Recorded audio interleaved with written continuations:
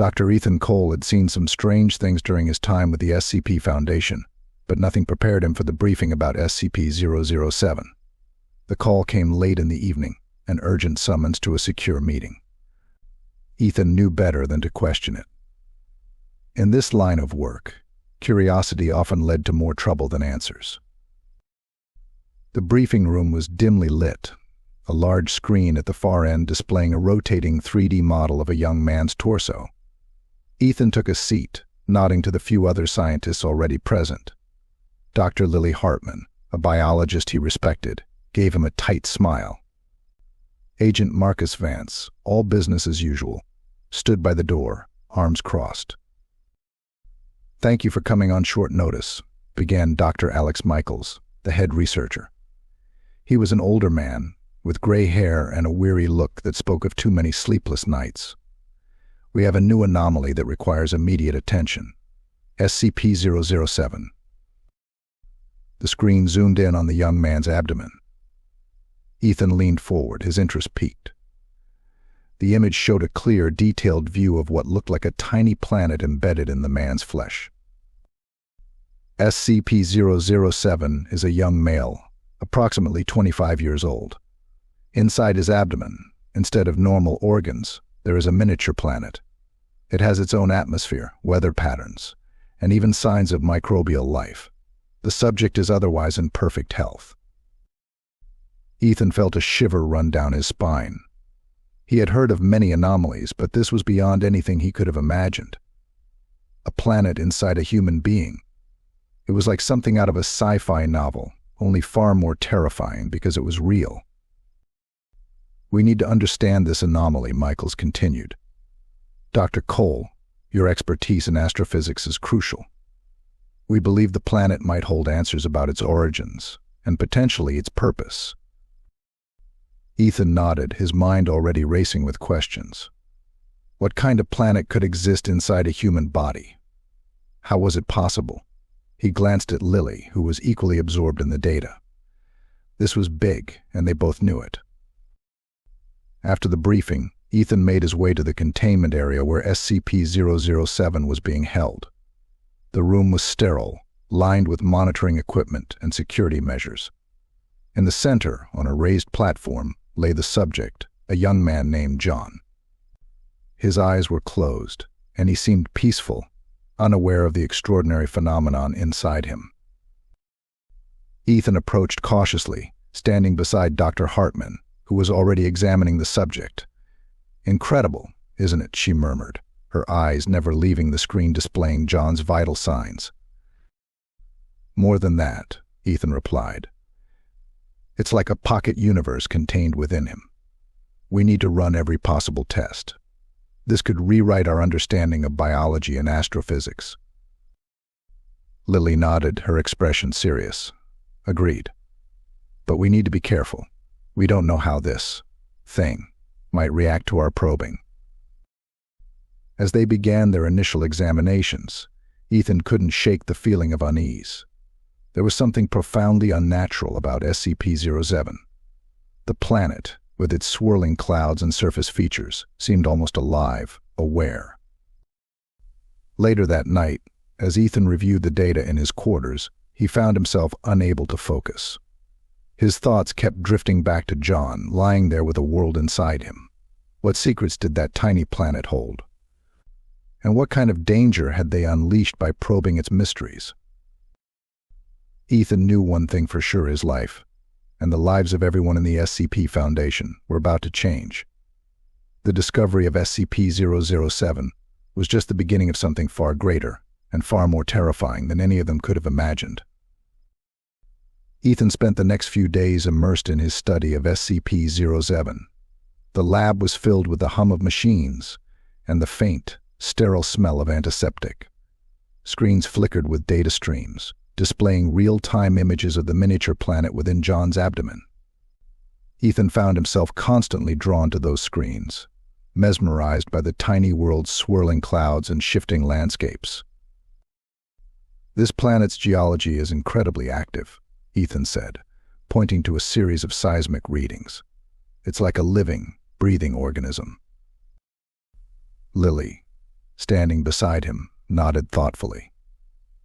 And it's affecting John's body in ways we can't fully understand yet. His vital signs are stable, but there are fluctuations that don't make sense. Ethan leaned back, rubbing his eyes. He'd hardly slept since the briefing, his mind too restless to find any peace. We need to figure out how the planet is interacting with him on a cellular level. If it's alive, there has to be some kind of symbiotic relationship. Lily glanced at him, her brow furrowed.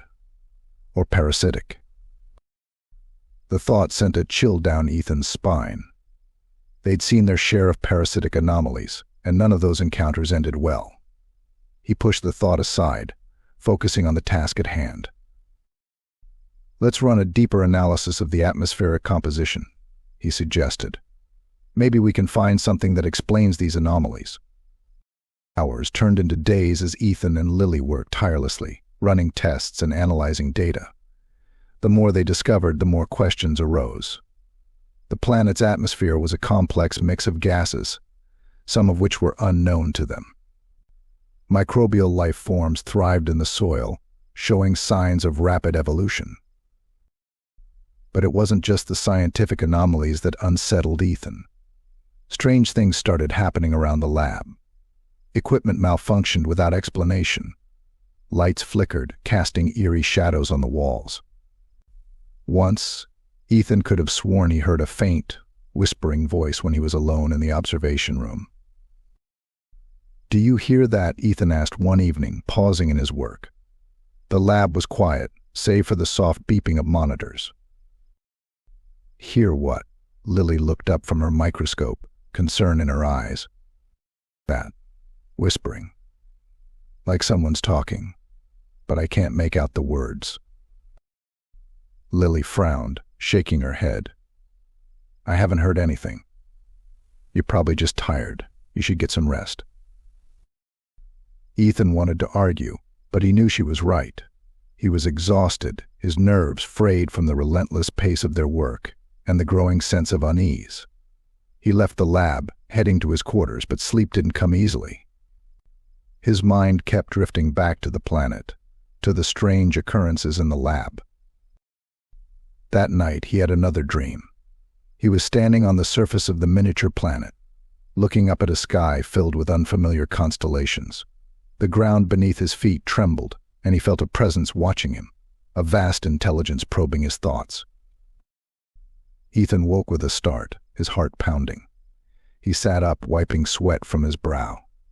The dream felt so real, so vivid.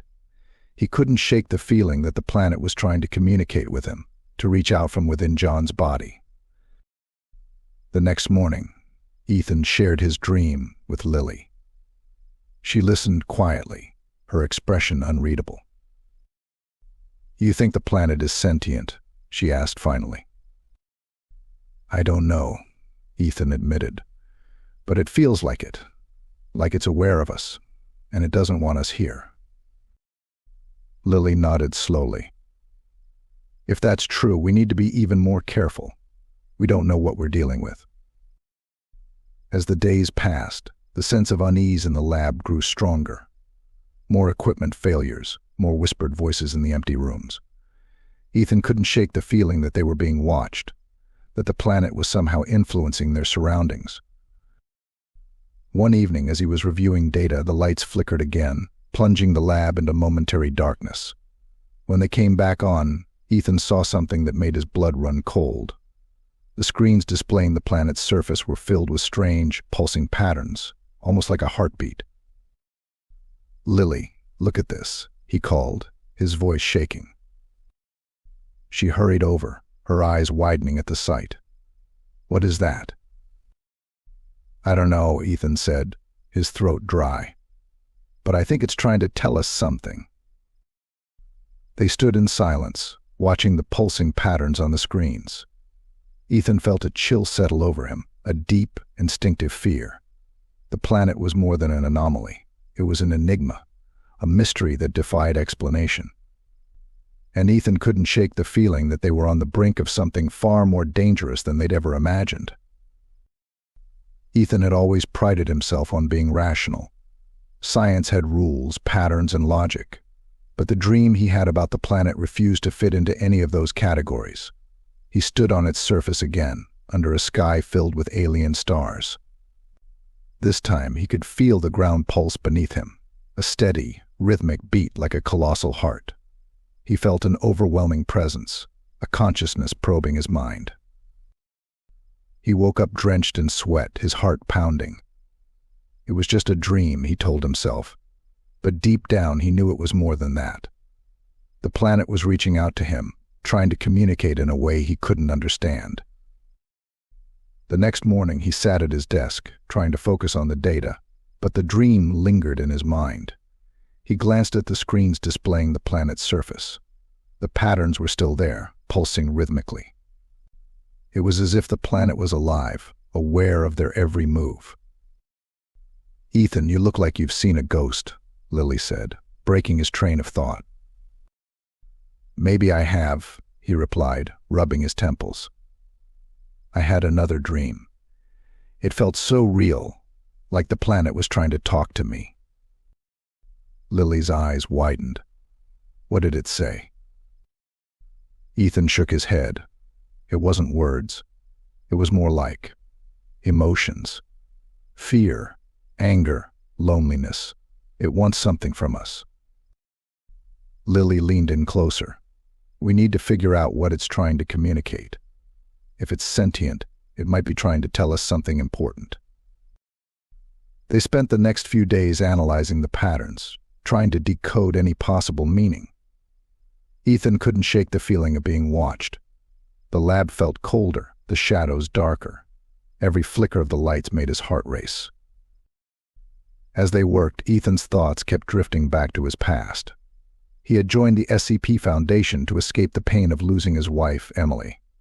She had been his rock, his reason for everything. Her death in a car accident had shattered him. He had thrown himself into his work, hoping to drown the pain in the mysteries of the universe. But now, faced with this sentient planet, he couldn't help but wonder what Emily would have thought. One night, while reviewing the latest data, Ethan heard the whispering again. This time it was clearer, almost like a voice just out of reach. He followed the sound to the containment room where John lay, still and peaceful. The whispering grew louder, more insistent. Ethan approached John, feeling a strange compulsion. He placed his hand on John's abdomen, feeling the faint warmth of the miniature planet beneath his skin. The whispering stopped, replaced by a powerful, overwhelming sensation of despair and longing. He stumbled back, breathing heavily. The connection was real. The planet was alive, and it was suffering. The next day he shared his experience with Lily and Marcus. "The planet is trying to communicate with us. I could feel its emotions, its pain." Marcus frowned. "If it's suffering, what do we do? How do we help it?" Lily nodded in agreement. "We need to understand what it wants. Maybe we can find a way to ease its suffering." Ethan spent the next few nights in restless sleep, his dreams filled with images of the planet and its desolate surface. He saw towering mountains, vast oceans, and strange, alien creatures. The dreams felt more like memories, as if the planet was sharing its history with him. During one of these dreams, he saw a great catastrophe.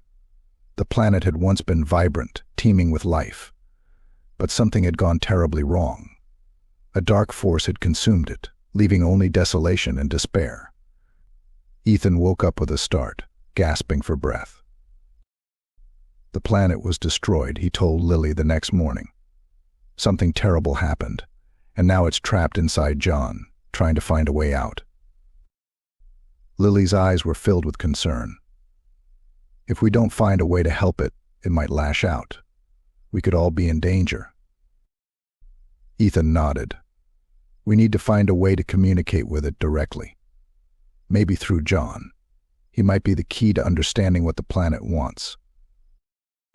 They devised a plan to monitor John more closely, hoping to catch any signs of communication. As they watched, the patterns on the screens grew more complex, almost like a language forming. Ethan couldn't shake the feeling that time was running out. The planet's desperation was growing, and with it the danger to everyone at the SCP Foundation. He had to find a way to bridge the gap, to understand what the planet was trying to tell them before it was too late. But as he delved deeper into the mystery, he couldn't ignore the nagging feeling that this was only the beginning. The planet's reach was far greater than they imagined, and its secrets more dangerous than they could ever have anticipated. The alarms blared through the SCP facility, jolting Ethan from his work. The red emergency lights cast eerie shadows on the walls as he rushed down the corridor. He could hear the frantic voices of staff and the heavy thud of running feet. "What happened?" he shouted to Marcus, who was already in full gear, a grim look on his face. "Containment breach," Marcus replied tersely. "SCP-007 is acting up. We need to get to the lab now." Ethan's heart pounded as they sprinted towards the containment area. The scene that greeted them was chaotic. Equipment lay scattered, monitors flickering erratically. John, the young man with the miniature planet inside him, was convulsing violently on the table, his face contorted in pain. "Get him sedated," Lily shouted over the noise, trying to stabilize John's erratic movements. "We need to contain this." A sense of dread settled over Ethan as he approached.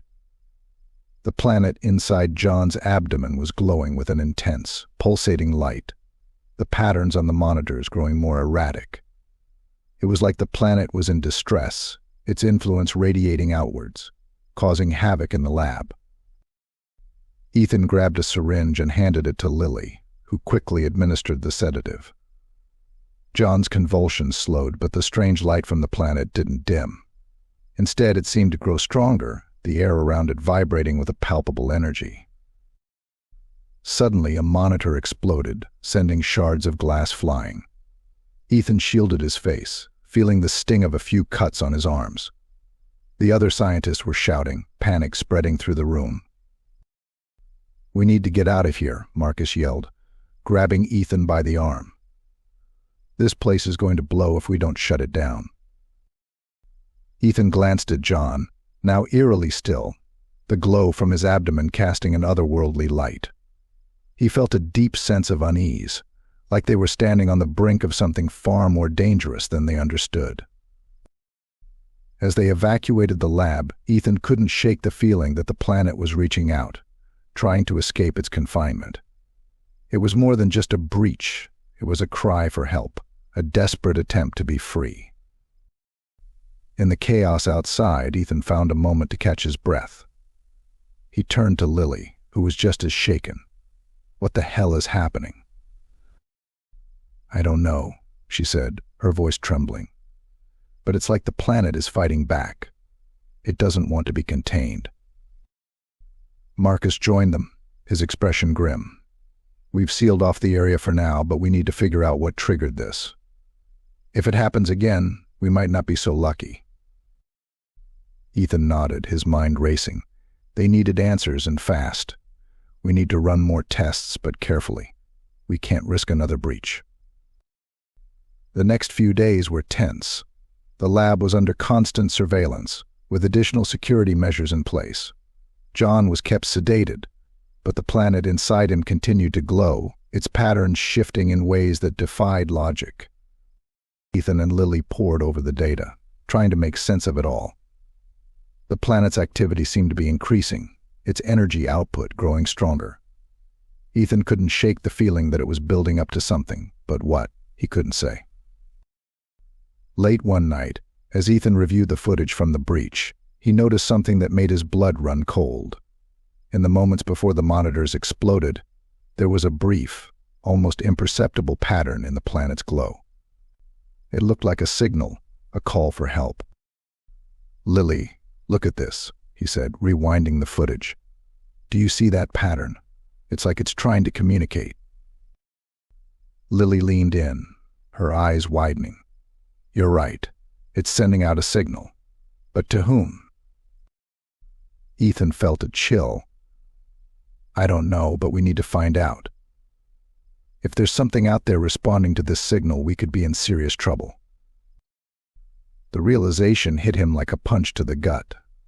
The planet wasn't just an anomaly, it was a beacon, a call to something far beyond their understanding, and whatever was out there, it was coming. As the days turned into weeks, the sense of urgency grew.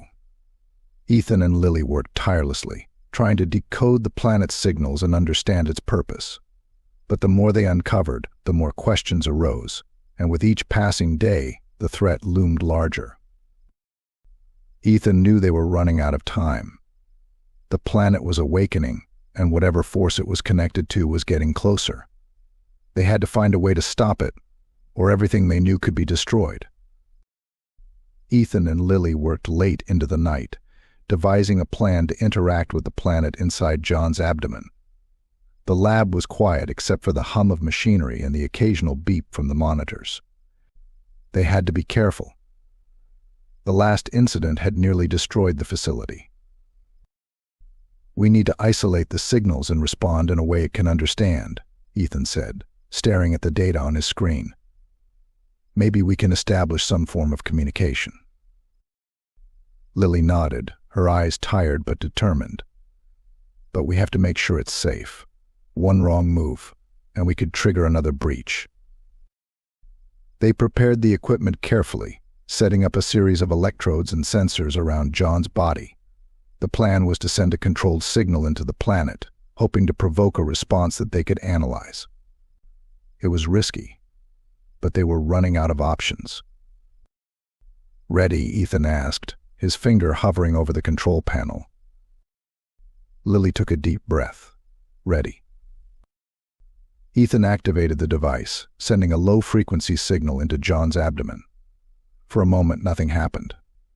Then the planet began to glow more brightly, its patterns shifting rapidly. Ethan watched the monitors, his heart racing. "It's responding," Lily said, her voice tense. "Keep it steady." Ethan adjusted the controls, trying to maintain a stable signal. The glow intensified, and the patterns on the monitors became more complex, almost like a language forming. Ethan's excitement grew. They were making progress. Suddenly, the lights flickered, and the air in the lab grew heavy. Ethan felt a strange pressure in his head, like something was pushing against his thoughts. He glanced at Lily, who was clutching her temples. "Do you feel that?" she asked, her voice strained. "Yeah," Ethan replied, gritting his teeth. "It's like it's trying to connect with us directly." The pressure grew stronger, and the room seemed to warp around them. Ethan struggled to focus, his vision blurring. He could see flashes of the planet's surface in his mind, alien landscapes and strange creatures moving through the shadows. Then, without warning, the monitors exploded, and the room was plunged into darkness. Ethan was thrown to the ground, the impact knocking the wind out of him. He struggled to his feet, his ears ringing. "Lily," he shouted, fumbling for a flashlight. He found it and switched it on, the beam cutting through the smoke-filled room. He spotted Lily lying a few feet away, unconscious but breathing. Relief washed over him. He staggered to her side, checking her pulse. It was weak but steady. He shook her gently. "Lily, wake up. We need to get out of here." She groaned, her eyes fluttering open. "Ethan, what happened?" "The experiment went wrong," he said, helping her to her feet. "We need to evacuate." As they stumbled towards the exit, the whispering returned, louder and more insistent. Ethan glanced back at John, who was still lying on the table, his body bathed in an eerie glow. The patterns on the planet's surface were pulsing violently, as if in pain. They made it out of the lab just as the emergency doors sealed shut.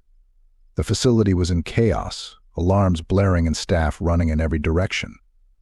Ethan led Lily to a safe area, his mind racing. The planet's reaction had been more intense than anything they'd anticipated.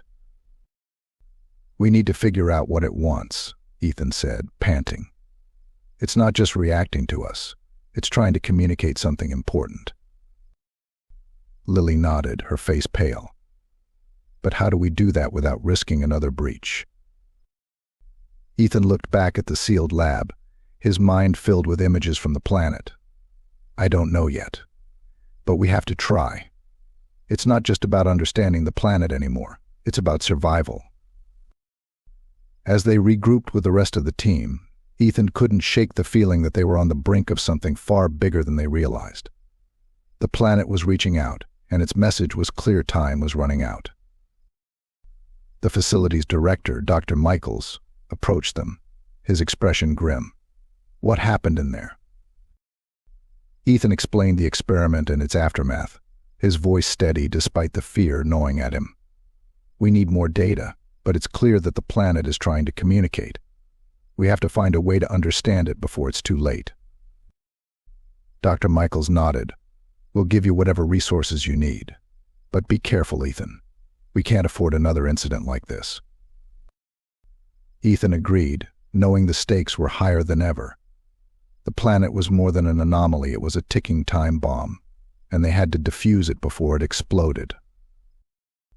As he and Lily returned to their quarters, Ethan couldn't shake the images from his mind.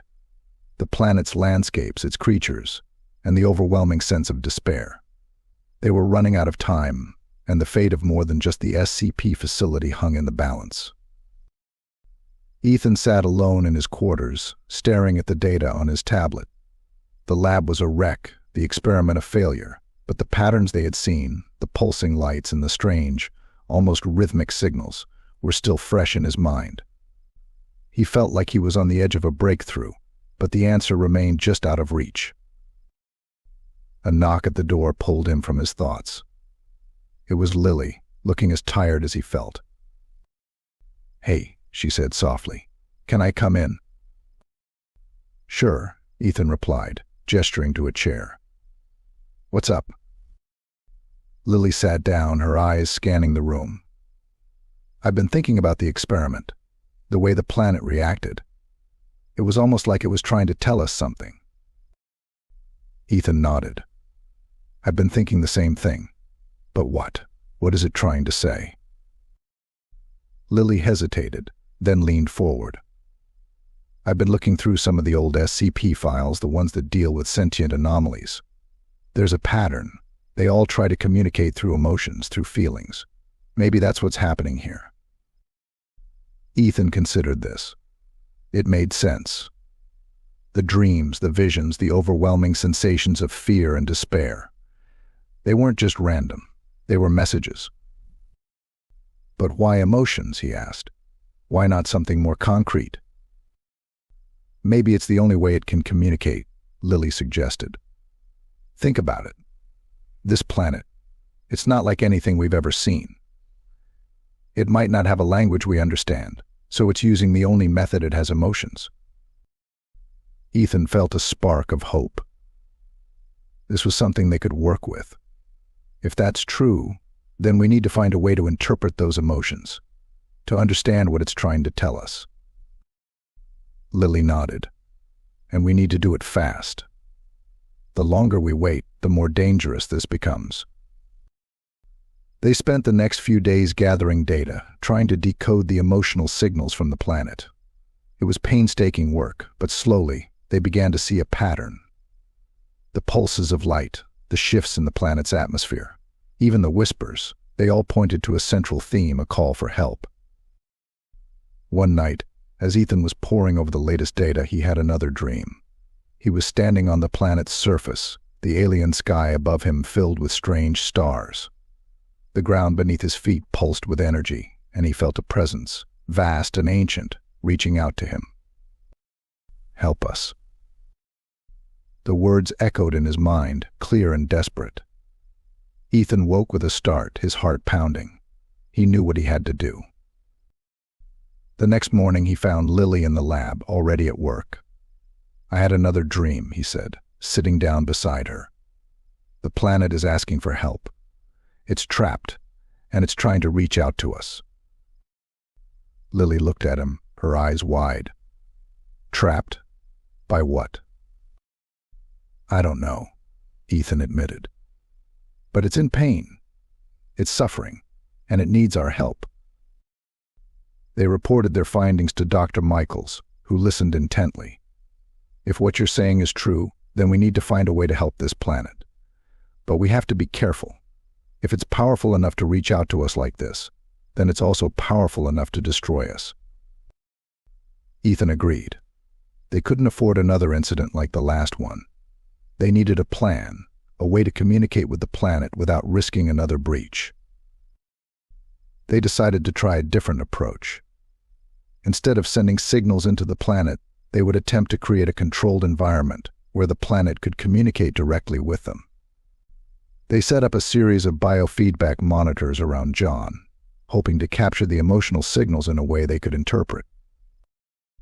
As they began the experiment, Ethan felt a familiar pressure in his head, but this time he was ready. He focused on the data, trying to tune into the planet's emotions. The lights flickered, and the air grew heavy. Ethan could feel the planet's presence, vast and overwhelming. He concentrated, trying to understand the emotions flooding his mind. Fear, pain, despair. But beneath it all, a glimmer of hope. "It's working," Lily whispered, her eyes glued to the monitors. "We're getting a clear signal." Ethan nodded, his mind racing. They were close, so close. He could feel the planet's desperation, its longing for freedom. But there was something else, something darker lurking beneath the surface. Suddenly the monitors spiked, the patterns on the screens becoming erratic. Ethan felt a surge of fear, not his own, but the planet's. It was like a scream, a cry for help. "What's happening?" Dr. Michaels shouted, rushing into the room. Ethan struggled to keep his focus. "It's in pain. Something is causing it pain." Lily's eyes widened. "The dark force you saw in your dreams. It's real. It's hurting the planet." Ethan felt a chill. They were dealing with something far more dangerous than they had imagined. But now they had a chance to help, to make a difference. "We need to find a way to free it," he said, determination in his voice. "We need to help it escape." As they worked together, Ethan felt a sense of purpose. They were on the brink of something incredible, something that could change everything. The planet's fate and their own hung in the balance, and there was no turning back. The infection started slowly. First, it was just a few researchers complaining of headaches and fatigue.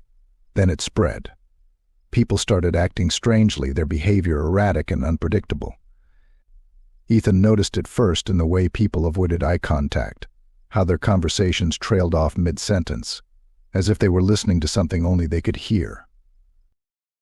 Lily was the first to connect the dots. "It's the planet," she said, her face pale. "It's affecting their minds." Ethan felt a knot of fear tighten in his stomach. They had suspected the planet had some kind of influence, but this was worse than they had imagined. It was spreading, like a virus, warping reality and infecting the minds of everyone it touched. "We need to quarantine the affected," Ethan said, urgency in his voice, "before it gets worse." The SCP facility went into lockdown. Containment teams moved through the halls, isolating anyone showing symptoms. The infected were taken to a secure wing, where they were monitored closely. But the fear remained, a dark cloud hanging over everyone. Ethan and Lily worked around the clock, trying to understand the nature of the infection. They analyzed blood samples, brain scans, anything they could get their hands on. But the results were inconclusive. The planet's influence was like nothing they had ever seen before. One night, as Ethan was reviewing the latest data, he heard a soft knock at his door. It was Marcus, his face drawn and tired. "We have a problem," Marcus said, his voice low. "The infection is spreading faster than we can contain it." Ethan's heart sank. "How many?" "Dozens. Maybe more. We're losing control." Ethan ran a hand through his hair, frustration and fear mingling in his mind. They were running out of time. If they couldn't find a way to stop the infection, the entire facility could be compromised. "We need to understand what's causing this," Ethan said. "There has to be a connection between the planet and the infection." Lily joined them, carrying a stack of reports. "I think I found something," she said, setting the papers down. "Look at these brain scans. The affected areas are consistent with exposure to the planet's energy." Ethan examined the scans, his mind racing. The planet's energy was affecting the neural pathways, altering perception and behavior. It was as if the planet was imprinting itself on their minds. "But why?" Marcus asked. "What's the point?" Ethan shook his head. "I don't know. But we need to find out, fast." They devised a plan to isolate the planet's energy signature, hoping to find a way to counteract its effects. It was risky, but they were out of options. They set up a series of experiments, using samples of John's blood and tissue to trace the energy's path through the body. As they worked, Ethan couldn't shake the feeling that they were being watched. The whispering in the halls grew louder, more insistent. The infected stared at him with vacant eyes, their expressions hauntingly blank. "We're close," Lily said one night, her eyes red from lack of sleep. "I can feel it." Ethan nodded, exhaustion weighing heavily on him. They were making progress, but the infection was spreading faster than they could keep up. He glanced at the monitors, watching the erratic patterns of the planet's energy. Then, without warning, the lights flickered, and the room plunged into darkness. Ethan's heart raced as he heard the familiar whispering, louder now, almost deafening. "Stay calm," Marcus said, his voice steady. "We need to get the power back on." Ethan fumbled for his flashlight, the beam cutting through the darkness. He could see the shadows moving, shifting in ways that defied logic. The air was thick with tension, every sound amplified in the silence. "Over here," Lily called, her voice shaky. "I think I found the problem."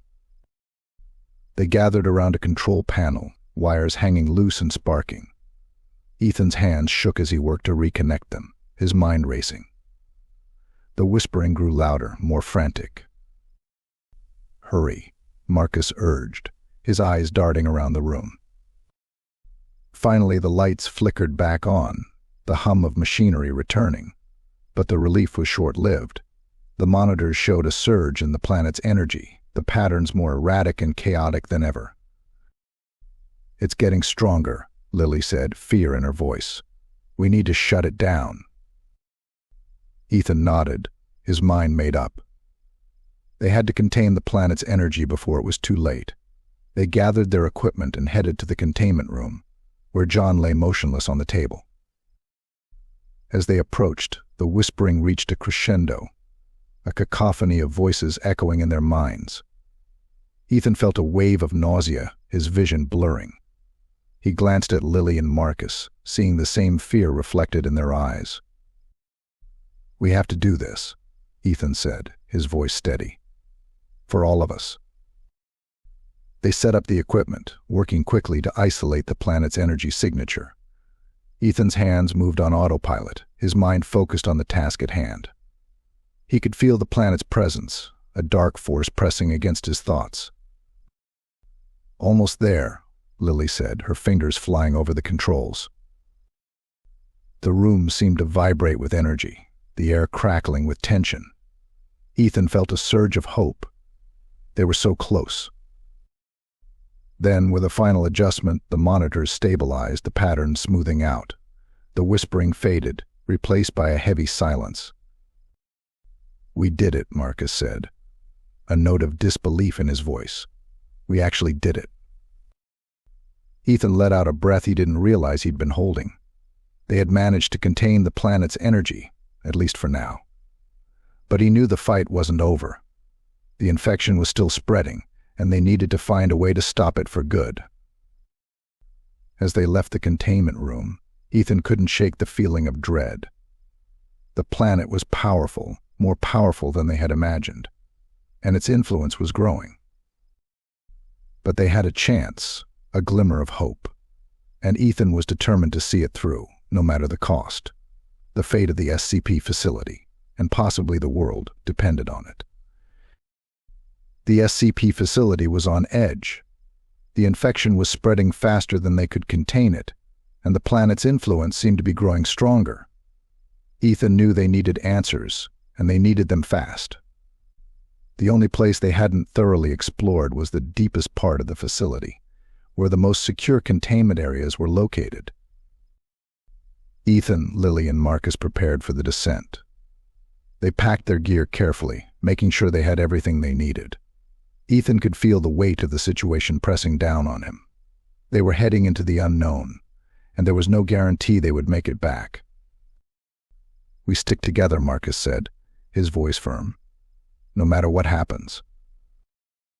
Ethan and Lily nodded. They had been through a lot together, and trust was essential. They made their way to the elevator, the heavy doors sliding shut behind them. The descent began, the hum of the machinery filling the silence. The elevator stopped with a jolt, and the doors opened to reveal a dimly lit corridor. The air was colder here, and the walls seemed to press in on them. Ethan felt a chill run down his spine. This part of the facility was different, more oppressive. "Stay close," Marcus said, leading the way. His flashlight cut through the darkness, illuminating the path ahead. They moved cautiously, every sound amplified in the silence. The corridor twisted and turned, leading them deeper into the bowels of the facility.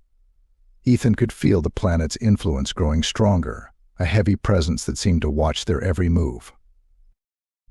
"Over here," Lily whispered, pointing to a door marked Secure Containment. Marcus checked the door, then nodded. "We're going in." The room beyond was larger than Ethan expected, filled with rows of containment units and monitoring equipment. Most of the units were empty, but a few held strange, otherworldly objects that pulsed with an eerie light. "This must be where they keep the most dangerous anomalies," Ethan said, his voice low. He could feel the planet's energy pulsing through the room, a steady thrum that resonated in his bones. As they moved deeper into the room, they found a containment unit that was unlike the others. It was larger, with reinforced walls and multiple layers of security. The monitors next to it displayed erratic readings, the same patterns they had seen with the planet. "This is it," Lily said, her eyes wide. "This is where the planet's influence is strongest." Ethan approached the unit, feeling a wave of unease. The closer he got, the stronger the presence felt. It was as if the planet was right there, reaching out to him. "We need to open it," Marcus said, his voice steady. "We need to see what's inside." Ethan hesitated, then nodded. They had come this far, and there was no turning back. He activated the controls, the heavy door sliding open with a hiss. Inside was a single object, floating in a containment field. It was a small, crystalline structure, pulsing with a dark, malevolent light. Ethan felt a surge of fear. This was the source of the planet's power, the dark force that had been influencing them all along. "What is it?" Lily asked, her voice trembling. "I think it's a fragment of the planet," Ethan said, his mind racing. "A piece of its core, or maybe something even more powerful." Marcus approached the containment field, his eyes narrowing. "We need to find a way to neutralize it. If we can stop this, we might be able to stop the infection."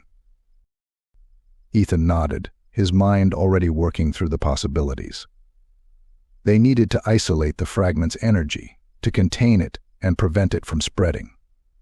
It was a risky plan, but it was their only chance.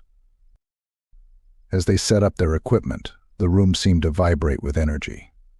The fragment pulsed more intensely, the patterns on the monitors growing more chaotic. Ethan could feel the planet's presence, a dark force pressing against his mind.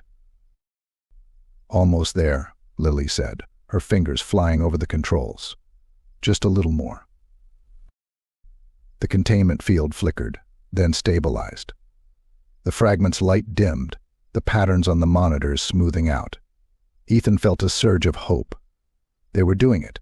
They were containing the planet's power. But then, without warning, the lights flickered and the room plunged into darkness. Ethan's heart raced as he heard the familiar whispering, louder now, almost deafening.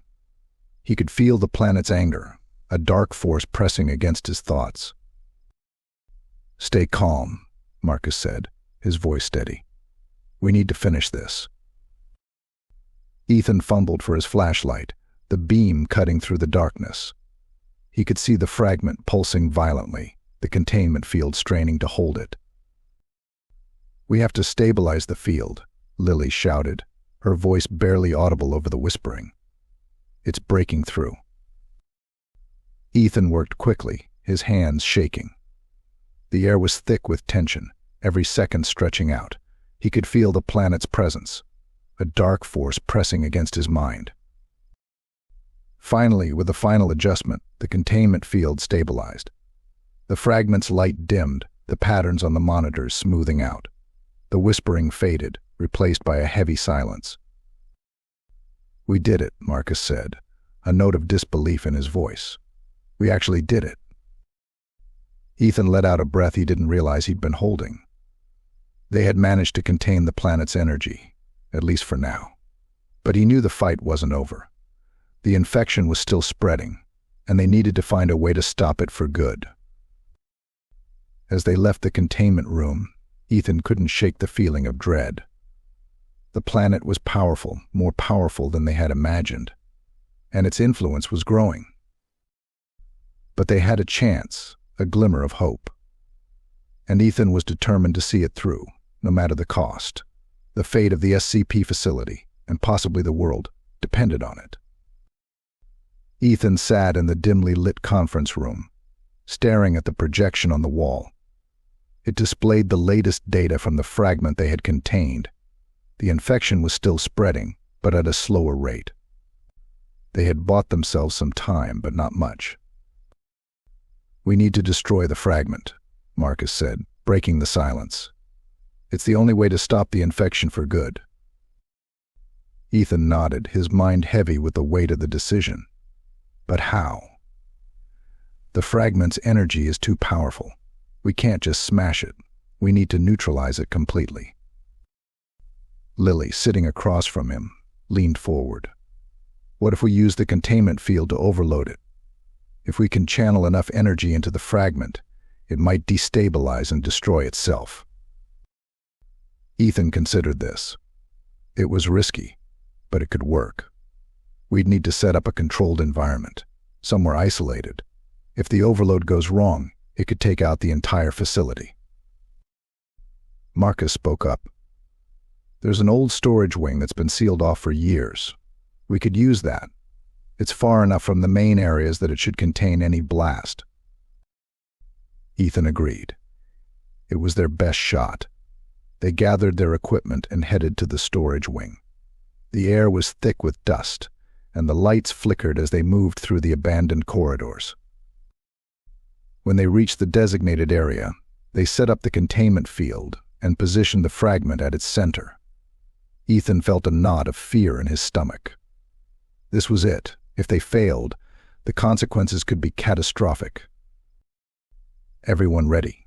Ethan asked, his voice steady despite the tension. Marcus and Lily nodded. They all knew the risks, but they were willing to take them. They began the procedure, carefully increasing the energy levels in the containment field. The fragment pulsed violently, its dark light growing brighter. Ethan could feel the planet's presence, a dark force pressing against his mind. He focused on the controls, trying to keep the field stable. "Almost there," Lily said, her voice tense. "Just a little more." The energy levels spiked, and the fragment vibrated, emitting a high-pitched whine. Ethan's hands shook as he made the final adjustments, his heart racing. Then, without warning, the fragment exploded in a blinding flash of light. The shockwave knocked them off their feet, and the room filled with a deafening roar. Ethan felt a searing pain in his side as debris rained down around him. When the dust settled, he struggled to his feet, his vision blurry. "Is everyone okay?" he called out, coughing. "I'm here," Lily replied, helping Marcus to his feet. He had a deep cut on his forehead, blood trickling down his face. Marcus nodded, wincing. "I'll live." Ethan looked at the spot where the fragment had been. There was nothing left but a smoking crater. They had done it. The fragment was destroyed. But their victory was short-lived. The facility's alarm system blared and the intercom crackled to life. "Attention all personnel. Containment breach in progress. Evacuate immediately." Ethan's heart sank. The explosion had triggered a breach. The infection was spreading faster than ever, and they needed to get out before it consumed them all. They hurried through the corridors, the lights flickering ominously. The infected staff wandered aimlessly, their eyes vacant and lifeless. Ethan felt a pang of guilt. They had tried to save them, but it wasn't enough. As they reached the exit, Marcus stumbled, clutching his side. "Go on without me," he said, his voice strained. "I'll hold them off." Ethan shook his head. "We're not leaving you behind." Marcus gave him a sad smile. "Someone has to make sure the breach doesn't spread. It's the only way." Lily's eyes filled with tears. "Marcus, no." But Marcus was already turning back, drawing his weapon. "Get out of here. Save yourselves, and finish what we started." Ethan wanted to argue, but he knew Marcus was right. They had to contain the breach, and Marcus was their best chance. He grabbed Lily's hand and pulled her towards the exit. "Thank you," he said, his voice choked with emotion. Marcus nodded, a determined look in his eyes. "Go." As they fled the facility, Ethan looked back one last time. He could see Marcus standing in the corridor, his figure silhouetted against the flickering lights. He was a hero, sacrificing himself for the greater good. They emerged into the night, the cool air a stark contrast to the chaos inside. Ethan held Lily close, both of them shaking with fear and grief. They had lost so much, but they had to keep going. The planet's influence was still out there, and they needed to find a way to stop it. As they moved away from the facility, Ethan felt a sense of resolve. They would honor Marcus's sacrifice by finishing what they had started. The fight was far from over, but they had a chance, and they would take it, no matter the cost. The sun was setting as Ethan and Lily prepared for their next move. They had managed to escape the chaos of the facility, but they both knew their journey was far from over. They needed to confront the source of the planet's power directly. It was time to enter the miniature world within John. Ethan took a deep breath, looking at the shrinking device in his hand. It was experimental technology, barely tested, but it was their only hope. "Ready?" he asked, turning to Lily. She nodded, determination in her eyes. "Let's do this." They activated the device, and the world around them began to blur and grow.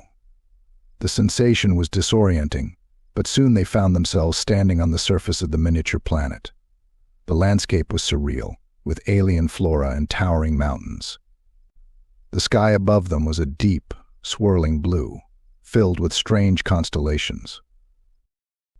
Ethan steadied himself, taking in the sight. "This is incredible," he said, awe in his voice. "But we need to stay focused. The core of the planet should be this way." They moved cautiously, the ground beneath them pulsing with energy. The air was thick with a strange, almost electrical charge. Ethan could feel the planet's presence, a constant pressure in the back of his mind. As they walked, they encountered bizarre creatures, some resembling insects but on a much larger scale. The creatures seemed to ignore them, more focused on their own mysterious activities. Lily pointed to a distant structure, a large crystalline formation that glowed with a dark light. "That must be the core," she said. "We need to get there." They made their way towards the structure, the landscape becoming more treacherous with each step. The ground was unstable, and the air grew colder. Ethan could feel the planet's energy intensifying, a palpable force pushing against them. When they reached the core, they were met with a massive crystal, pulsating with dark energy. It was beautiful and terrifying, a perfect representation of the planet's power. Ethan approached cautiously, feeling the energy radiate from the crystal. "This is it," he said. "We need to find a way to neutralize it." Lily examined the crystal, her eyes narrowing. "The patterns in the energy are similar to the ones we saw before. If we can find the right frequency, we might be able to disrupt it." They set up their equipment, carefully tuning the devices to match the energy patterns. The crystal pulsed more violently as they worked, as if sensing their intent. Ethan felt a surge of fear, but he pushed it aside. They were so close. "Almost there," he said, his voice steady. "Just a little more." The devices hummed to life, emitting a low-frequency signal that resonated with the crystal. The energy patterns began to shift, the dark light flickering. Suddenly the ground shook, and a deep, resonant sound filled the air. The crystal's light flared, then began to dim. Ethan could feel the planet's presence weakening, the pressure in his mind easing. "We're doing it," Lily said, her voice filled with hope. "It's working." But just as they were about to complete the process, a loud crack echoed through the air. The crystal splintered, and a dark, shadowy form emerged, swirling with malevolent energy. Ethan's heart pounded. This was the true source of the planet's power, the dark force that had been influencing them all along.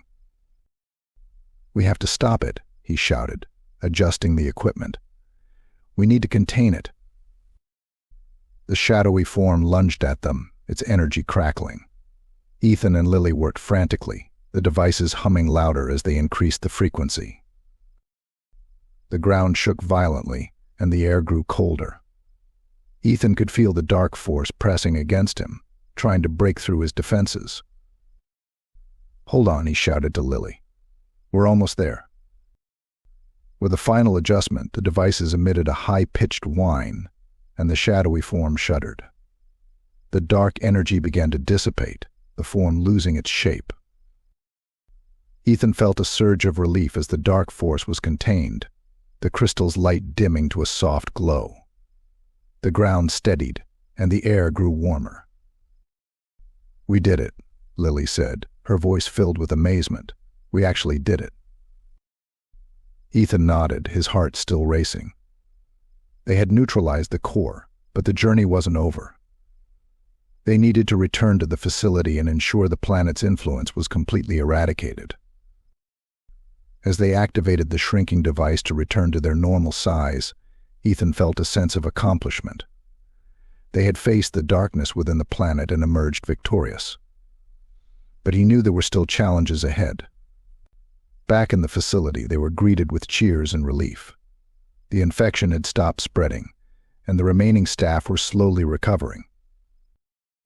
Dr. Michaels approached them, a look of gratitude on his face. "You did it. You saved us all." Ethan smiled, exhaustion washing over him. "It's not over yet. We still need to make sure the planet's influence is gone for good." Lily nodded in agreement. "But for now, we've taken a big step. We've given ourselves a chance." As they worked to secure the facility and ensure the planet's power was completely neutralized, Ethan couldn't help but feel a sense of hope. They had faced the unknown and come out stronger. And no matter what challenges lay ahead, he knew they could overcome them together. Ethan stood in the lab, staring at the remains of the crystal. It had taken everything they had to neutralize it, but he knew their work wasn't done. The dark force might be contained, but it wasn't defeated. "We need to figure out what this thing is," Ethan said, turning to Lily. "It's the key to everything. If we understand it, we can make sure this never happens again." Lily nodded, her eyes focused on the shards of the crystal. "Agreed. But we have to be careful. We don't know what we're dealing with."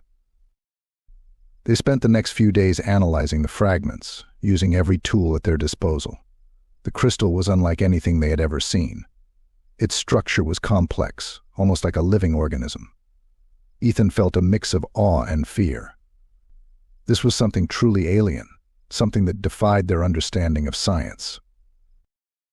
One night, as Ethan was going over the latest data, he heard a soft knock at his door. It was Dr. Michaels, looking more tired than usual. "How's it going?" Michaels asked, his voice strained. "We're making progress," Ethan replied, gesturing to the data on his screen. "But it's slow. This thing is different." Michaels sighed, sitting down. "I know, but you're doing great work.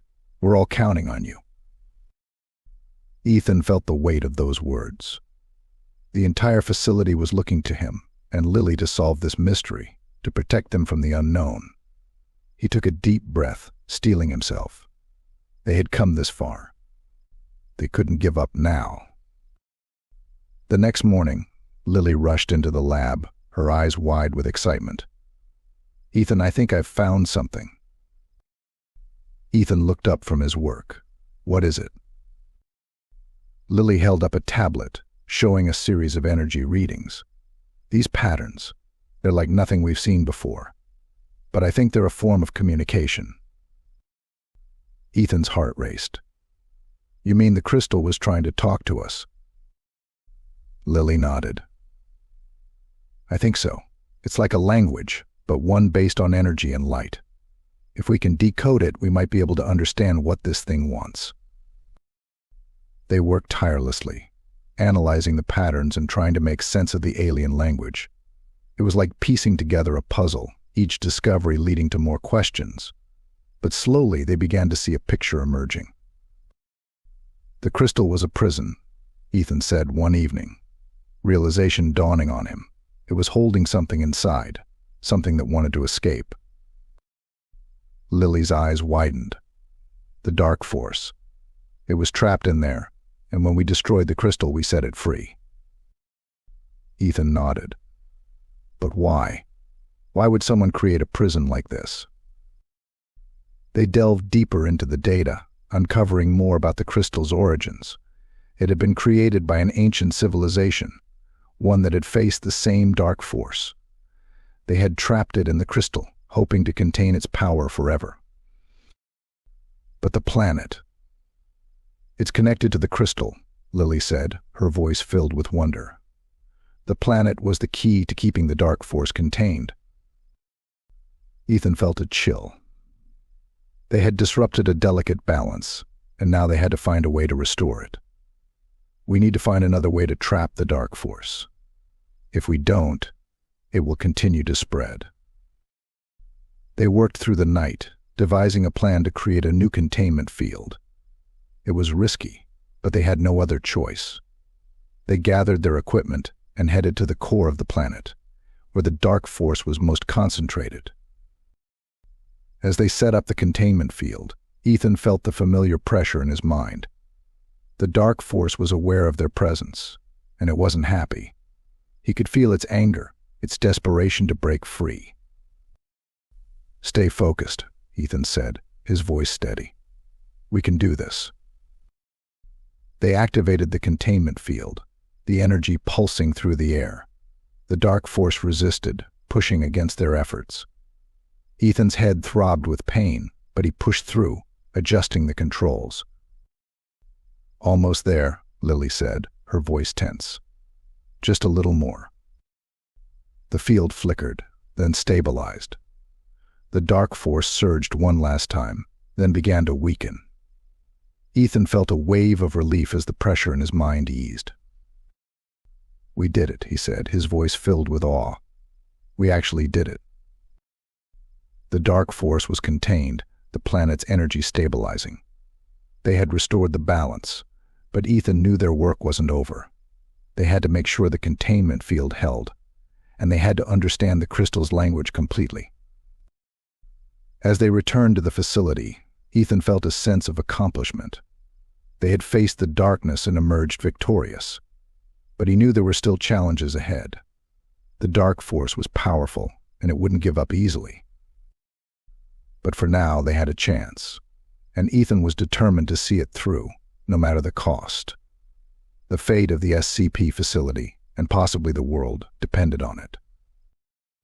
Ethan stood in the main control room, staring at the live feed of the planet's core. The containment field was holding, but just barely. The dark force, though weakened, was still trying to break free. He could see the strain on the equipment, hear the hum of machinery working overtime. "We need to reinforce the field," Ethan said, turning to Lily. "If it collapses, we're done for." Lily nodded, her face tense with concentration. "I'm already on it, but we're running out of resources. The generators can't handle this much longer." Ethan glanced around the control room, seeing the worry etched on everyone's faces. The entire facility was on high alert, staff rushing back and forth, trying to keep everything stable. The infection had slowed, but the threat was far from over. "We have to find a more permanent solution," Ethan said, his mind racing. "Something that will contain the dark force for good." Lily looked at him, her eyes filled with determination. "We need to find another crystal. If the ancient civilization could create one, so can we." Ethan felt a surge of hope. It was a long shot, but it was their best chance. Where do we start? "We need to access the ancient archives," Lily said. "There has to be information there about how they created the crystal."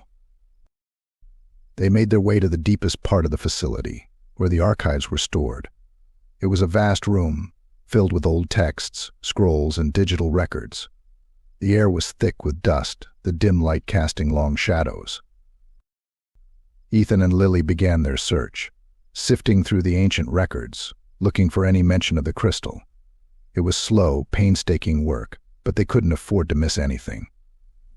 Hours turned into days, and just as they were starting to lose hope, Lily found something. It was an old manuscript, written in a language they could barely decipher, but it had diagrams, detailed instructions on how to create the crystal. "This is it," Lily said, her voice filled with excitement. "We have what we need." Ethan felt a surge of determination. They had a chance, and they were going to take it. They gathered the necessary materials and set up a makeshift lab, working around the clock to recreate the crystal. As they worked, the strain on the containment field grew worse. The dark force was pushing harder, sensing their efforts. Ethan could feel the pressure in his mind, the whispers growing louder, more insistent. "Stay focused," he told himself, adjusting the equipment. "We're almost there." Finally, after what felt like an eternity, they completed the crystal. It was smaller than the original, but it pulsed with a soft, blue light. Ethan could feel its power, a soothing presence that pushed back against the darkness. "We did it," Lily said, her voice filled with awe. "We actually did it." But their victory was short-lived. Alarms blared and the facility shook violently. The containment field was failing, the dark force breaking free. "We need to get this to the core, now," Ethan shouted, grabbing the crystal. They raced through the corridors, the facility collapsing around them. Debris rained down, and the air was filled with the sound of tearing metal and cracking concrete. Ethan's heart pounded, but he pushed forward, the crystal clutched tightly in his hand. When they reached the core, the sight was terrifying. The containment field was flickering, the dark force surging outward. Ethan could feel its anger, its desperation to escape. "We have to act fast," Lily said, setting up the equipment. "We only have one shot at this." Ethan placed the crystal in the center of the containment field, adjusting the settings to channel its energy. The dark force roared, a deep, resonant sound that shook the entire facility. "Hold on," Ethan shouted, his hands moving quickly over the controls. The crystal began to glow brighter, its light pushing back against the darkness. Ethan could feel the balance shifting, the dark force weakening. "We're doing it," Lily said, her voice filled with hope. It's working. The ground shook violently, and for a moment, Ethan thought they were going to fail. But then, with a final surge of light, the crystal stabilized. The dark force was contained, its energy trapped within the crystal's confines. Ethan felt a wave of relief wash over him. They had done it. The dark force was contained, and the facility was safe. But as he looked around at the wreckage, he knew they still had a long road ahead. "We need to secure this place," Ethan said, his voice steady. "Make sure the crystal stays stable." Lily nodded, her eyes filled with determination. "We will. We've come this far. We're not giving up now." As they worked to repair the damage and reinforce the containment field, Ethan couldn't shake the feeling of dread. The dark force was powerful, and it wouldn't give up easily. But they had a chance, and they were going to take it. Together, they had faced the darkness and emerged victorious. And no matter what challenges lay ahead, Ethan knew they could overcome them. The fate of the SCP facility, and possibly the world, depended on it. The SCP facility was a hive of activity. Staff moved with purpose, reinforcing walls, repairing equipment, and checking the containment field around the crystal. The dark force was still trapped, but Ethan knew they couldn't relax. They had to be ready for anything. Ethan and Lily stood by the crystal, monitoring the energy readings. The blue light from the crystal pulsed steadily, holding the dark force at bay. But the strain was evident. The containment field was barely holding. "We need to reinforce the containment field," Ethan said, his voice tight with urgency. "If it fails, we're back to square one." Lily nodded, adjusting the controls. "I've already started on it, but we need more power. The generators are maxed out." Ethan looked around the control room, his mind racing. They needed a solution, and fast. He spotted Dr. Michaels, who was coordinating the efforts. "Michaels," Ethan called, catching the older man's attention. "We need more power for the containment field. Can we reroute from non-essential systems?" Michaels frowned, but nodded. "I'll see what I can do. But it's going to leave other parts of the facility vulnerable." "It's a risk we have to take," Ethan replied. "We don't have a choice." As Michaels went to work, Ethan turned back to Lily. "We need to make sure the crystal stays stable. If it cracks under the pressure, it's over." Lily's face was set with determination. "I'm on it." Hours passed in a blur of activity. The facility's power was diverted, and the containment field strengthened. But the dark force wasn't giving up. It pushed against the field, testing for weaknesses. Ethan felt the pressure in his mind growing, the whispers returning. He could sense the dark force's desperation, its anger. It was like a living thing, fighting for survival. "We need to distract it," Ethan said suddenly, a plan forming in his mind. "If we can divert its attention, we might be able to stabilize the crystal." Lily looked at him, confusion in her eyes. "How do we do that?" Ethan thought for a moment, then grabbed a portable energy emitter. "We use this. We can set it to emit a signal similar to the crystal's energy. It might draw the dark force away, just long enough for us to stabilize the field." Lily's eyes widened. "It's risky, but it might work." They set up the emitter near the edge of the containment area, programming it to mimic the crystal's energy signature. Ethan activated it, and immediately felt the dark force shift its attention. "It's working," Ethan said, watching the energy readings. "But we don't have much time." They raced back to the crystal, adjusting the controls to reinforce the field. The blue light grew brighter, the containment field stabilizing. "Hold on," Ethan muttered, his hands flying over the controls. The ground shook, and the air grew thick with tension. The dark force surged, trying to break free. Ethan felt the pressure in his mind intensify, the whispers turning into a roar. Almost there, Lily said, her voice strained. Just a little more. With a final adjustment, the containment field solidified. The dark force's energy was pushed back, the pressure in Ethan's mind easing. We did it, Ethan said, his voice filled with relief. We actually did it. The facility fell silent, the tension lifting. The dark force was contained, and the crystal was stable. Ethan could feel the weight of the last few days lifting off his shoulders. Dr. Michaels approached them, a look of exhaustion and gratitude on his face. You two saved us all. I don't know how to thank you. Ethan smiled, glancing at Lily. We're a team. We couldn't have done it without everyone's help. Lily nodded, her eyes shining with relief. But we need to make sure this never happens again. We need to learn from this to be prepared. Ethan agreed. They had faced the darkness and emerged victorious, but the fight wasn't over. They had to be vigilant to ensure the dark force remained contained. As they began the process of securing the facility and ensuring the crystal's stability, Ethan felt a sense of hope. They had done the impossible, and no matter what challenges lay ahead, he knew they could face them together. For now, the SCP facility was safe. But Ethan knew they had to be ready for anything. The dark force was powerful, and it wouldn't give up easily. But they had each other, and they had hope. And that was enough. The SCP facility was slowly returning to normal.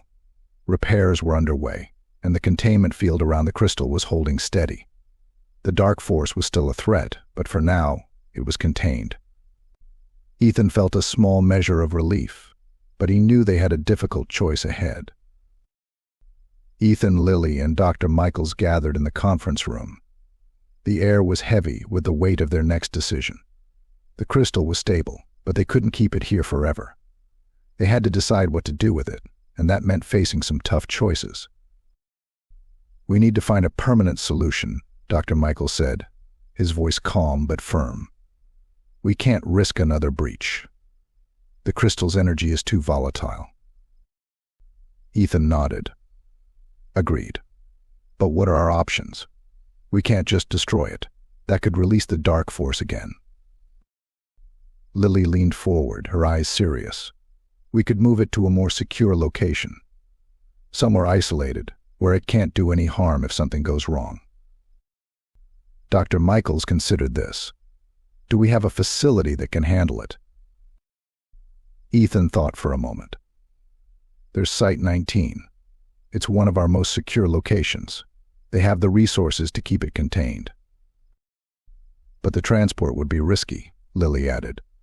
If anything goes wrong during the move, we could lose everything. Ethan felt the weight of the decision pressing down on him. There were no easy answers. Every option carried risks. But they couldn't afford to do nothing. I think it's our best shot, Ethan said finally. We need to move the crystal to Site 19. We'll coordinate with their team and make sure everything is done as safely as possible. Dr. Michaels nodded. I'll make the arrangements. We'll need to plan this down to the last detail. As they prepared for the move, Ethan couldn't shake the feeling of unease. The dark force was contained, but it was still powerful. They had to be vigilant to ensure nothing went wrong. The day of the move arrived, and the facility was a flurry of activity. Staff worked tirelessly, securing the crystal and preparing the transport. Ethan and Lily oversaw the process, making sure everything was done according to plan. The transport vehicle was reinforced, equipped with the latest containment technology. Ethan watched as the crystal was carefully loaded, its blue light pulsing steadily. He felt a mix of hope and fear. They had come so far, but the journey was far from over. Ready? Ethan asked, turning to Lily.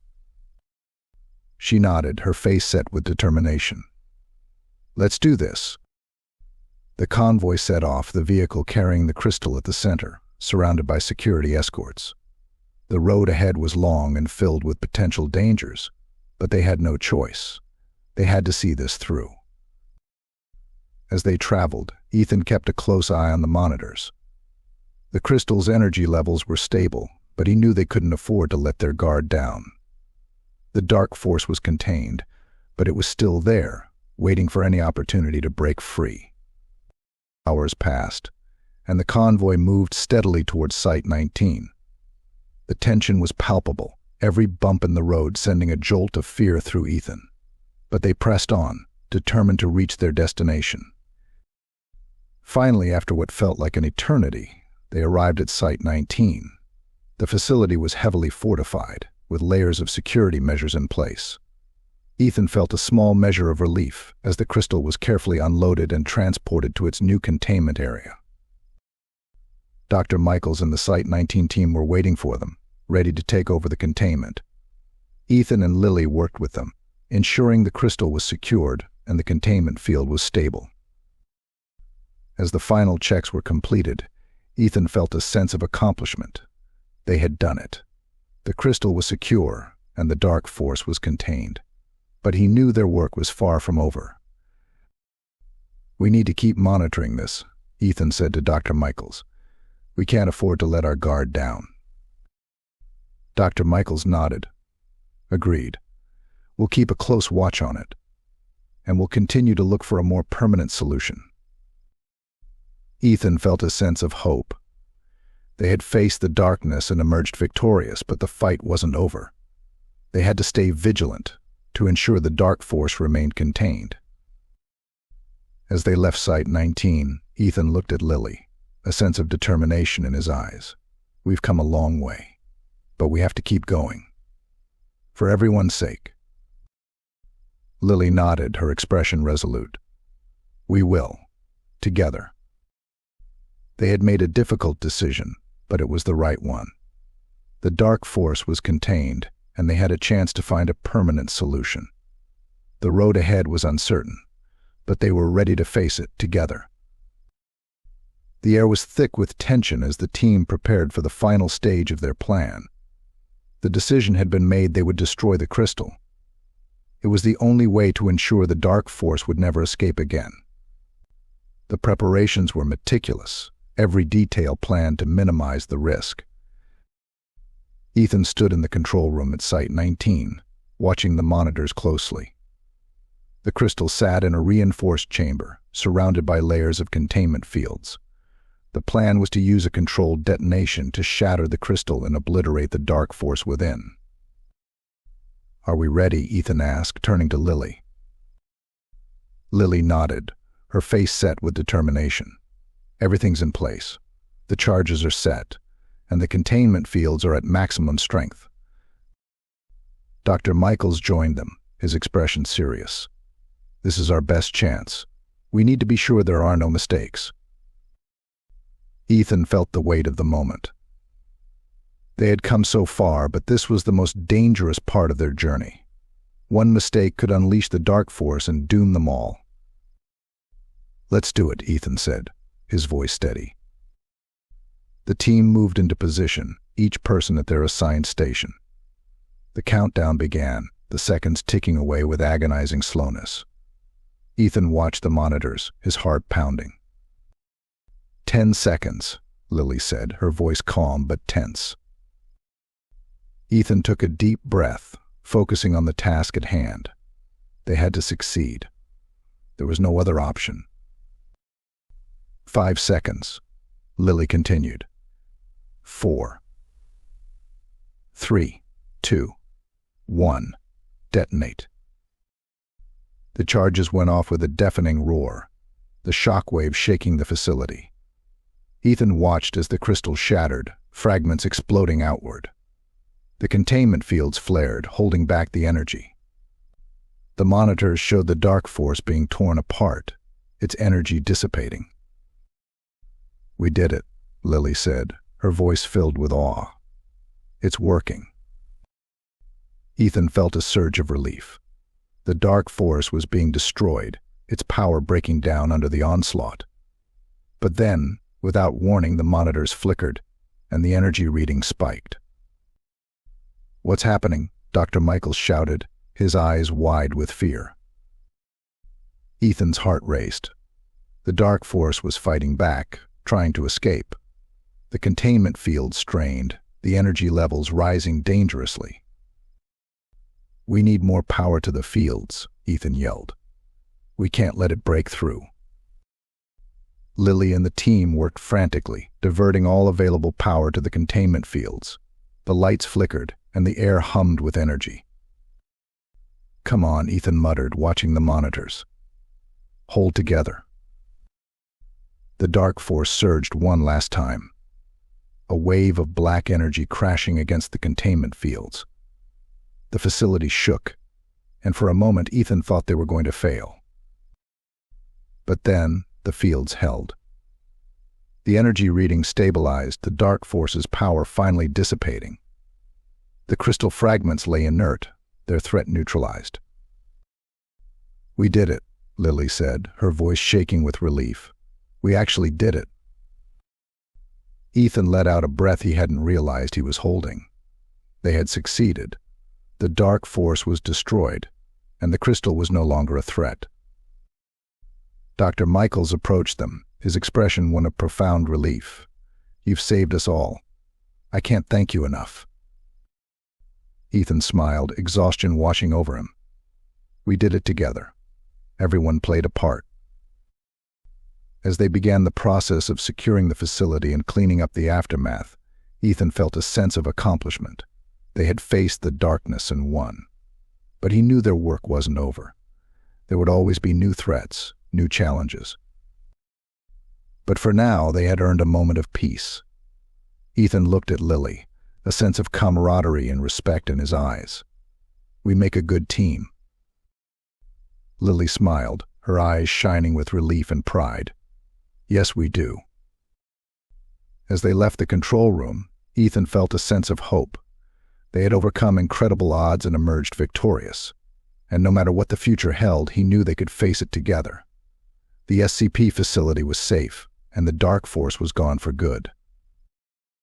The echoes of the explosion still hung in the air as Ethan walked through the remains of Site-19. The crystal was gone, the dark force obliterated. The threat that had loomed over them for so long was finally eliminated. But the cost had been high, and the facility bore the scars of their battle. Ethan found Lily in the main control room, going over the final energy readings. Her face was pale, her eyes tired. She looked up as he entered, managing a small smile.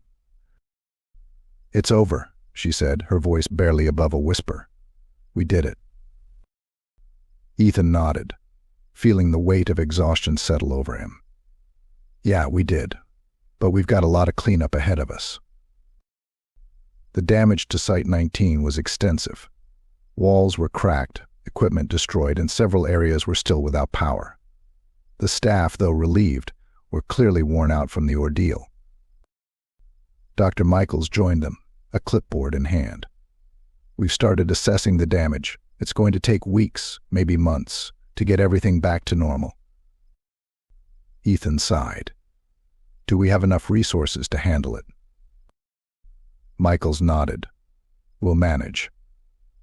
But we'll need all hands on deck." Ethan looked around the room, seeing the determination in everyone's faces.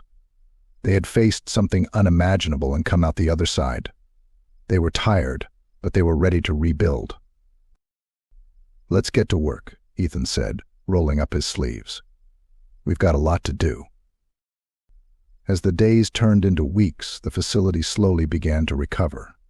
Repairs were made, systems restored, and life started to return to normal. Ethan and Lily worked side by side, coordinating the efforts and making sure everything was on track. One evening, as they were wrapping up for the day, Ethan found himself thinking about the journey they had been on.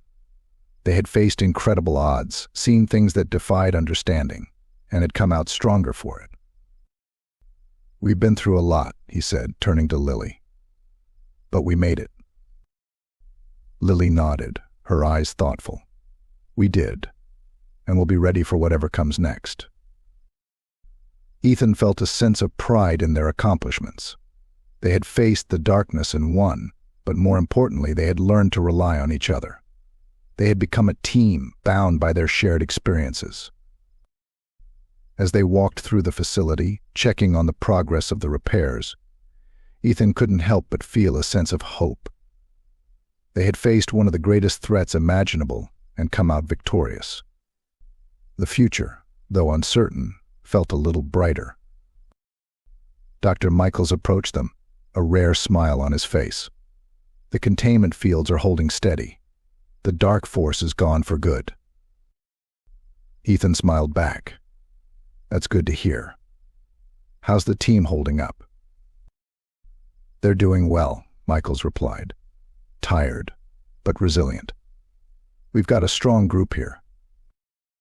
Lily glanced around, her eyes filled with determination. We need to make sure we're ready for anything. We can't let our guard down. Ethan nodded in agreement. Absolutely. But for now, I think we've earned a little rest. As they continued their rounds, Ethan felt a sense of calm settle over him. They had faced the unimaginable and emerged victorious. They had learned to trust each other, to rely on their strengths, and to face their fears head-on. The SCP facility was safe, and the dark force was gone. But the world was still full of unknowns, and Ethan knew they had to be prepared for whatever came next. Together they would face the future, ready to confront any challenge that came their way. As the sun set over the facility, casting long shadows across the grounds, Ethan felt a sense of peace. They had done the impossible, and no matter what the future held, they were ready. The darkness had been defeated, and hope had been restored. And that was enough. Ethan sat in the debriefing room, the hum of the air conditioning the only sound. He stared at the blank wall in front of him, replaying the events of the past few weeks in his mind. They had come so close to losing everything, but now they had a chance to move forward. Dr. Michaels entered the room, carrying a stack of reports. He gave Ethan a tired smile and took a seat across from him. We're almost done with the debriefings. Just a few more to go. Ethan nodded. How's the team holding up? Better than expected, Michaels replied. Everyone's tired, but there's a sense of accomplishment. We did something incredible. Ethan agreed. They had faced a nearly insurmountable threat and come out victorious. But there was still a lot to process. What's next? Michaels leaned back in his chair. We need to learn from this. The SCP Foundation is implementing new protocols to prevent something like this from happening again. Stricter containment measures, better communication, more resources. Ethan felt a sense of relief. They needed to be prepared for the future. That's good. We can't afford to let our guard down. No, we can't, Michaels agreed. But we also need to take care of ourselves. The team needs time to recover, to process everything that's happened. Ethan knew he was right. The past weeks had taken a toll on everyone. They needed time to heal, both physically and mentally. What about John? Michaels sighed. He's stable, but we're keeping him under close observation. The planet inside him is still a mystery, but it's no longer a threat. We'll continue to study it, try to understand it. Ethan felt a pang of sympathy for John. He had been through so much, used as a vessel for something beyond his control. I hope he can find some peace. We'll do everything we can for him, Michaels assured. He's been through a lot, but he's a fighter. The door opened, and Lily entered, carrying her own stack of reports. She gave Ethan a warm smile and took a seat beside him. All done with my debriefing. How's it going in here? Just finishing up, Ethan replied. Talking about what comes next. Lily nodded. We've been through a lot, but we've come out stronger. We need to keep moving forward. Learn from this experience. Ethan felt a sense of pride. They had faced the darkness together and emerged victorious. They had become a family, bound by their shared experiences. We'll be ready for whatever comes next, Ethan said, his voice filled with determination. As they finished their meeting, Ethan felt a sense of closure. They had done what seemed impossible, and now they had a chance to rebuild, to prepare for the future. The next few weeks were a blur of activity. Repairs were completed, new protocols were put in place, and the team slowly began to recover. Ethan and Lily worked closely with Dr. Michaels, ensuring that every detail was addressed. One evening, as they were wrapping up for the day, Ethan and Lily took a walk around the facility. The air was cool, the sky filled with stars. "We've come a long way," Ethan said, looking up at the sky. "But there's still so much to do." Lily nodded. "There always will be. But we've proven we can handle it, together." Ethan felt a sense of peace. They had faced incredible challenges and come out stronger. They were ready for whatever the future held. As they walked, Ethan thought about the journey they had been on. The fear, the uncertainty, the triumph. They had faced the unknown and emerged victorious. "We're a good team," Ethan said, smiling at Lily. "The best," she replied, returning his smile. As they continued their walk, Ethan felt a sense of hope. They had overcome the darkness, and now they had a chance to build something better. The future was uncertain, but they were ready to face it together. And that was enough. Weeks had passed since the crystal's destruction and the dark force's defeat. Site-19 was mostly back to normal, but Ethan couldn't shake the feeling that something still wasn't right. The air seemed heavier, the shadows darker. Ethan sat in the control room, going over the latest reports. Everything seemed normal, but he knew better than to trust appearances. The dark force had left its mark, and he had to make sure it was truly gone. Lily entered the room, carrying a cup of coffee. She handed it to Ethan and sat down beside him. "You look like you haven't slept in days," she said, concern in her voice. Ethan sighed. "I keep thinking about the dark force. What if we missed something? What if it's still out there lurking?" Lily nodded. "I've been thinking the same thing. We've been so focused on repairing the facility, we might have overlooked something." Just then, the control panel beeped. Ethan glanced at the screen and saw a series of anomalies in the data. Strange energy readings were coming from different parts of the facility. "Look at this," Ethan said, pointing to the screen. "These readings are similar to the ones we saw before the dark force was released." Lily frowned. "That can't be good. We need to investigate." They grabbed their gear and headed to the first location where the anomalies were detected. It was one of the older sections of the facility, rarely used and mostly forgotten. As they approached, Ethan felt a familiar sense of unease. The lights flickered, casting eerie shadows on the walls. Ethan and Lily exchanged a glance, both feeling the tension in the air. "This is where the first reading came from," Ethan said, checking his handheld scanner. "Let's see what we can find." They moved cautiously through the corridor, the scanner beeping softly. As they turned a corner, they saw a faint glow emanating from one of the rooms. "Do you see that?" Lily whispered. Ethan nodded, his heart pounding. "Let's check it out." They approached the room, the glow growing brighter. Inside, they found a small, pulsating crystal embedded in the wall.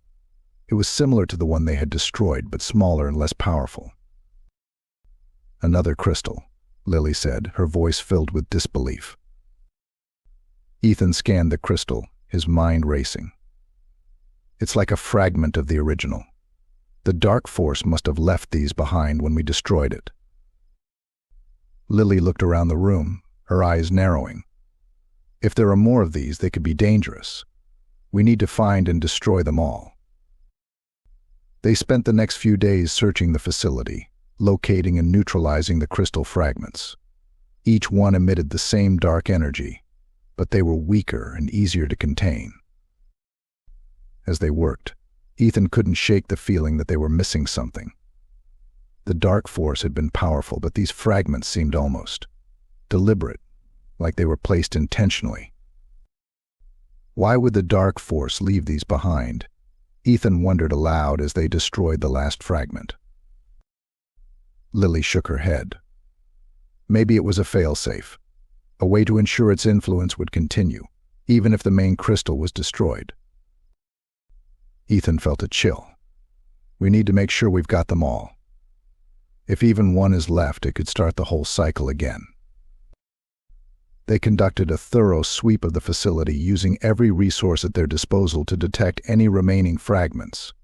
Finally, after days of relentless searching, they were confident they had found and destroyed them all.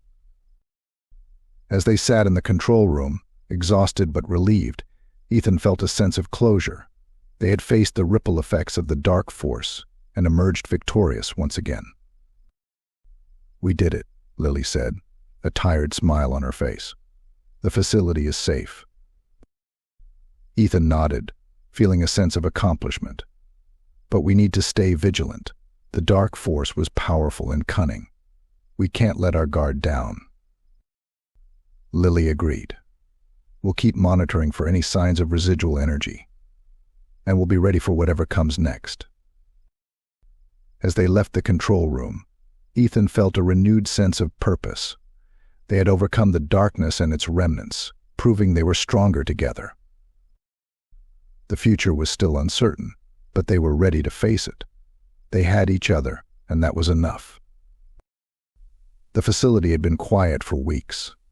The dark force seemed to be gone for good, and the last of the crystal fragments had been destroyed.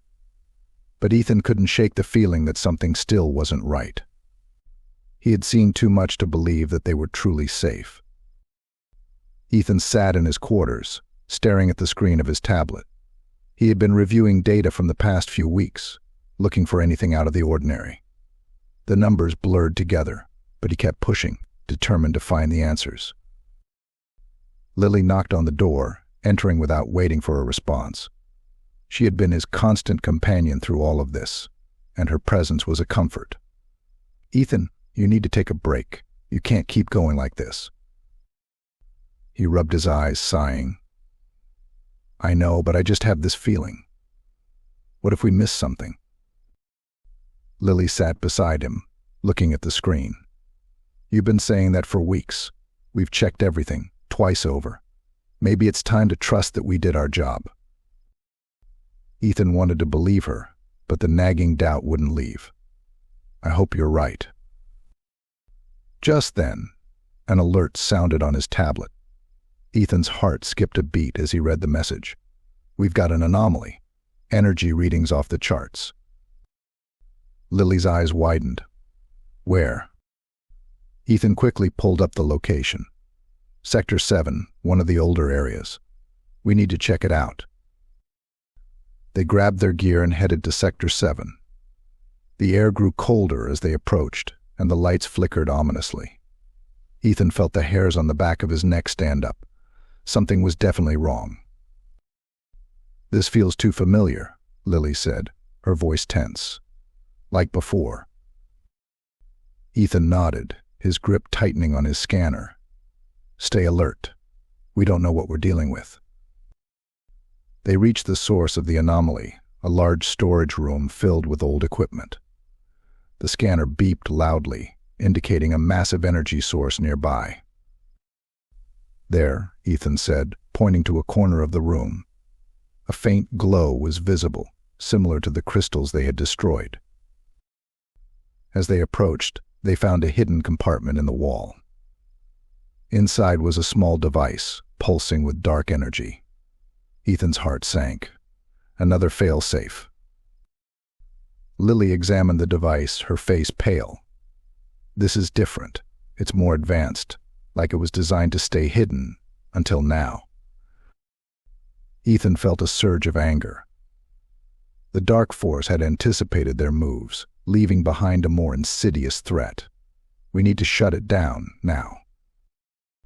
They carefully dismantled the device, deactivating its energy source. The glow faded, and the scanner went silent. Ethan let out a breath he hadn't realized he was holding. "That was too close," Lily said, her voice shaking slightly. "If we hadn't found it." Ethan nodded. We need to do a full sweep of the facility. There could be more of these. They spent the next several days searching every corner of the facility. It was exhausting work, but they found 3 more hidden devices, each one more sophisticated than the last. The Dark Force had been thorough, ensuring its influence would linger even after its defeat. As they destroyed the last device, Ethan felt a sense of grim satisfaction. They had been right to stay vigilant. The threat had been real, and they had dealt with it. But the experience had left its mark. Ethan knew they couldn't afford to relax. The Dark Force had been cunning, and there could be more surprises waiting for them. We need to stay on high alert, Ethan said as they returned to the control room. We can't assume the threat is gone. Lily agreed. We'll keep monitoring, and we'll be ready for anything. Ethan felt a renewed sense of purpose. They had faced the unseen threat and emerged victorious. But they had to stay vigilant. The Dark Force had been a formidable enemy, and they couldn't let their guard down. As they continued their work, Ethan felt a sense of camaraderie with Lily and the rest of the team. They had been through so much together, and they had come out stronger. They were ready for whatever the future held. The facility was safe for now, but Ethan knew the fight was never truly over. They had to be prepared for anything, and with Lily by his side, he knew they could face any challenge that came their way. Ethan stood in the control room, watching the monitors closely. The facility was quiet, but he couldn't shake the feeling that something was coming. They had found and destroyed the hidden devices, but the Dark Force had been cunning. He knew they couldn't afford to let their guard down. Lily entered, carrying 2 cups of coffee. She handed one to Ethan and took a seat beside him. Any signs of trouble? Ethan shook his head. Nothing yet. But I can't shake the feeling that we're missing something. Lily nodded, her face serious. We've come this far. We can't let our guard down now. Just then, an alarm blared. Ethan's heart raced as he looked at the screen. Energy readings were spiking all over the facility. The Dark Force was making its final move. It's happening, Ethan said, his voice tense. We need to contain it. They rushed to the containment chamber, where the crystal had been housed. The energy levels were off the charts, and the air hummed with tension. Ethan could feel the Dark Force pressing against his mind, desperate to break free. Activate the containment fields, Ethan ordered, his voice steady despite the chaos. Lily and the team worked quickly, their movements precise and coordinated. The fields flared to life, surrounding the energy source. But the Dark Force was stronger than they had anticipated. The fields flickered, struggling to hold. We need more power, Lily shouted over the noise. Divert everything we have. Ethan nodded, adjusting the controls. The lights in the facility dimmed as all available power was diverted to the containment fields. The energy surged, the Dark Force pushing against their defenses. Hold steady, Ethan said, his voice calm but firm. We can do this. The room shook, and the pressure in Ethan's mind grew almost unbearable. He gritted his teeth, focusing on the controls. They had come too far to fail now. Almost there, Lily said, her eyes fixed on the monitors. Just a little more. With a final surge of power, the containment field stabilized. The Dark Force's energy was trapped, unable to break free. Ethan felt the pressure in his mind ease, the whispers fading. We did it, Ethan said, his voice filled with relief. We actually did it. The team let out a collective sigh of relief, the tension in the room dissipating.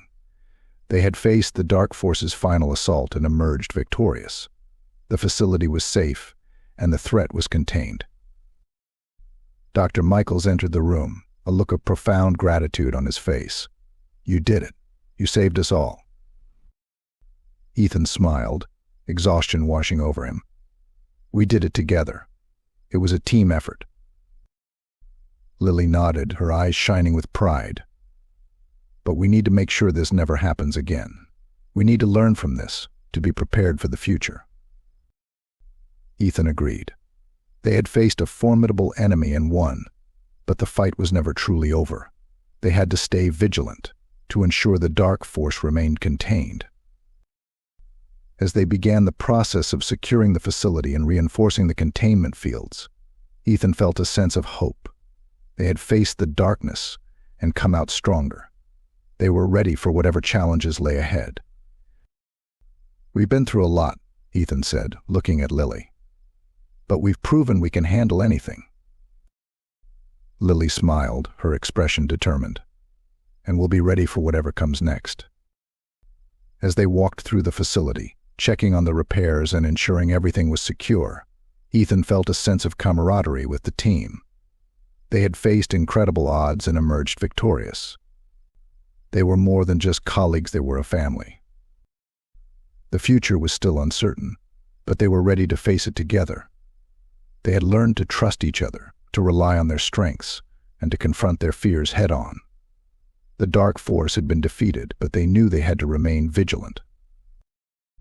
As the sun set over the facility, casting long shadows across the grounds, Ethan felt a sense of peace. They had done the impossible, and no matter what the future held, they were ready. The darkness had been defeated, and hope had been restored. And that was enough.